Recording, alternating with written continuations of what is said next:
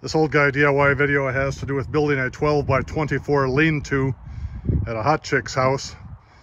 So this is what the framing for the lean-to looks like before it's put into place. I just stopped by Maynard's, dropped about 500 bucks. Now it's time to go to work. For this job, I'm using 14-foot 6x6s. So to get the angle of the dangle, I pull the trailer up here next to the holes. You can see how I line that thing up.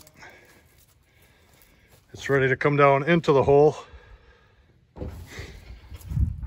Now I'll just go back onto the trailer, stand it up, it'll fall right in. I have all 4 posts dumped in their respective holes. The holes are 40 inches deep. I'll go get a string and a level. I'll get these things squared up and dump some Quikrete in the base. Since I have the luxury of this concrete slab that runs the length of this project, I'm just taking a piece of 1.5 inch board and screwing it into each of these 6x6s to serve as a spacer. So when I square this thing up, it'll be 1.5 inches off of the slab. So that should just make things easier for me. All right, with the help of my lovely assistant, we have this thing squared up, concrete in all the holes.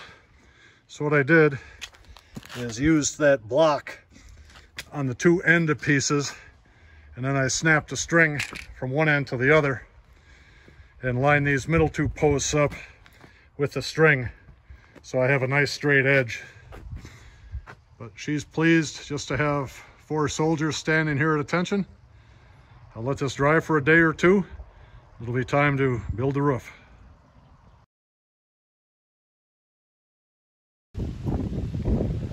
This old guy DIY video has to do with framing the lean-to. So it's kind of windy, but it's a nice sunny day in southern Michigan. A buddy stopped over, so now we're going to put the flashing up here, put the ledger board there. We're going to put the 2x8s across the end, and we have some 14-foot 2x6s that will serve as the rafters. Time to go to work. The first thing we did was put that 2x8 up there with the top edge 8 feet from the ground. And to fasten it in, I use these construction leg screws from Maynard's. And now, since I prefer to work on the ground more than on the ladder, so we measured and marked every 16 inches, we put these truss hangers in there and tightened up just one side. So when we mount this thing to the wall, it'll be easy for us to come in and lay those 14-foot 2x6s in that will actually be the rafters. Before putting the flashing on, I'm coming up here and identifying where the nail is that held this OSB to the stud on the other side. And I'm just putting a little mark here. And then every 16 inches, I'll have a mark. So when the flashing is in place and we're putting that 2x8 on top of the flashing, this little thing will tell me where to put those structural screws. And I can go on the inside and take a look at the studs and confirm that I'm hitting them. So if the hot chick that lives here saw me making these little black marks with Sharpie on the siding, she wouldn't be pleased. But when the structure is in place and the metal roofing is on top, the metal roofing is going to come up into this area anyway. So that little black mark will be hidden from the day of construction for the rest of this building's life. Now that the studs are marked, we're going to take this roll of flashing, open it up. In this case, it's 10 inches by 10 feet. We're going to take the flashing and put it in place up there. And I also have a piece of aluminum ledger flashing, Z flashing, that will go on top. So we installed the flashing with roofing nails about every 3 feet. And there will be that Z ledger drip edge that goes on top so no water will get in. And we wanted this thing down, so if water gets behind the ledger board that's going to be sitting here, it'll just come down here and drip onto this, and I won't have any risk of damaging the garage wall behind it. Where 2 pieces of flashing met, I overlapped them by about 4 inches, and then I put aluminized HVAC tape here.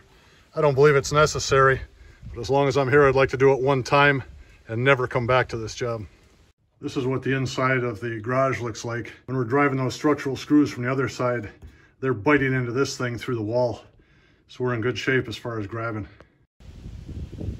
Now this is what it looks like after 3 hours with a buddy helping me. The hot chick came out and said, "Oh, there's a Halloween party. You need to pack it up and finish tomorrow." So the weather is beautiful. If we went till dark, we'd have it all framed in tonight. It looks like time to go drink beer and have corn dogs instead. So we're making good progress. Everything's coming out level and plumb. We'll keep on working tomorrow. And if you've watched my other videos, you know that I can't do any of these jobs without leaving DNA on the site. So here's my injury for today. The steel on those joist hangers will cut you quickly if you're not paying attention. This thing kind of looks like a pergola right now, but she's satisfied with the progress we're making. So we'll hang it up for today. Now we're back today for round 2. The young guy working with me took over so I can sit down. He says, "Hey old man, get out of the way, I got this." So now we're putting the hurricane brackets in. We'll keep moving forward. Now we're back here on day 2. My buddy's putting in the hurricane ties on the outside edge. Everything's coming together as it should. I worked on this for about 3.5 hours with 2 men today. Everything looks good. I'll buy the metal, finish up these 2x4s on the bottom part here. But nobody got hurt. We made good progress. We'll call it a day.